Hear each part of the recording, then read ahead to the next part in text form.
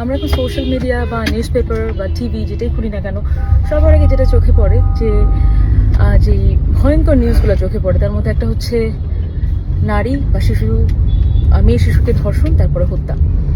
এবং তার থেকে ভয়ঙ্কর যে জিনিসটা হচ্ছে, আমরা ধীরে ধীরে অভ্যস্ত হয়ে যাচ্ছি যে সব নিউজে। কারণ আলটিমেটলি একটার পর একটা এমন একটা ঘটনা ঘটে চলেছে এবং সেখান থেকে আমরা প্রতিবাদ করি, কিছুদিন প্রতিবাদ করার পর আমরা ভুলে যাই। ভুলে না যে অ্যাকচুয়ালি কোনো উপায়ও নাই, বিকজ তার থেকে আরেকটা খারাপ ঘটনা ঘটে। তো আমরা কয়টা নিয়ে কথা বলবো? সো আমার মনে হয় যে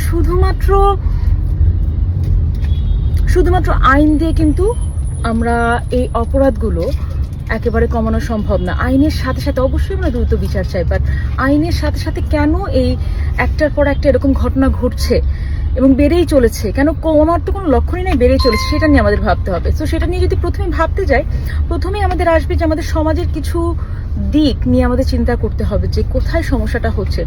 বিশেষ করে পারিবারিক শিক্ষা, যেটা আমরা আপনি যদি খুব রুরাল এরিয়ার দিকে যান, সেখানে আপনি দেখবেন যে আমাদেরকে কি বলা হয়, মেয়েরা কিভাবে কাপড় চোপড় পরবে না পরবে, মেয়েরা আস্তে আস্তে হাঁটবে, এবং অনেক কিছু মেয়েদেরকে নিয়ে, শুধু মেয়েদেরকে নিয়ে। বাট তার পাশাপাশি যে একটা বাচ্চা ছেলেকেও শেখানো উচিত মেয়েদেরকে সম্মানটা কিভাবে করবে। অ্যাকচুয়ালি মেয়েদের সম্মানটা বাচ্চা ছেলেকে শেখানো সবার আগে আসছে পরিবার থেকে। আমার বাবা মাকে কিভাবে সম্মান করছে ওইটা দেখলেই কিন্তু একটা ছেলে বুঝবে তার মেয়েদের প্রতি কতখানি সম্মান থাকা উচিত। এবং মেয়েদের যে কনসেন্ট বলে একটা ব্যাপার আছে, আর এই যে আনকন্ট্রোলড অ্যাঙ্গার, নারীদের উপরে যে সহিংসতা, যে হেট্রেট, যে ফ্রাস্ট্রেশন, এইটা একটা বাচ্চা মেয়ের প্রতি কেন কিভাবে আসে। তো আমার মনে হয় এটার জন্য খুব যে বিষয়গুলো ইম্পর্টেন্ট, সেটা হচ্ছে ভায়োলেন্ট পর্নোগ্রাফি, টক্সিক ম্যাসকুলিনিটি, এবং আমি কিছু পয়েন্টও আউট করেছি যে uncontrolled anger, drug abuse, childhood trauma. এইগুলো একটা ছেলের মধ্যে যখন আসতে থাকে বিভিন্ন জায়গা থেকে, পারিবারিকভাবে যখন বা বিভিন্ন চারিপাশের যে পরিবেশের মাধ্যমে তখন যে বড় হয়, তখন বেড়ে ওঠে, এইটাই কিন্তু বহিঃপ্রকাশ ঘটে একটা মেয়ে বা একটা বাচ্চা মেয়ের প্রতি যেই অবস্থাগুলো আমরা দেখতে পাচ্ছি।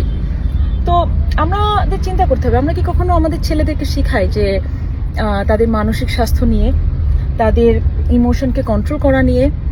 কিছু হলে বলি না, একটা ছেলে এটা তো একটু করবেই, এখান থেকেই কিন্তু এই ছোট ছোট অপরাধ করতে করতে এত বড় অপরাধে হয়েছে যে সেটা কিন্তু চিন্তার বাইরে আমরা দেখতে পাচ্ছি আজকে।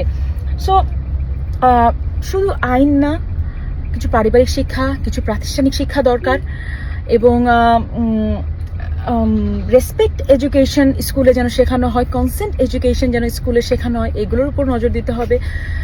শুধু আইন দিয়ে এই অপরাধগুলোকে অ্যাকচুয়ালি শুধু আমরা বাদ দিতে পারবো না। তার জন্য প্রয়োজন আমাদের মেয়েকে তো শিক্ষা আমরা দিয়েই থাকি, ছেলেদেরকে আমার মনে হয় একটু কম দেওয়া হয়ে যায়, সে কারণে এই ঘটনাগুলো বেশি ঘটতে থাকে।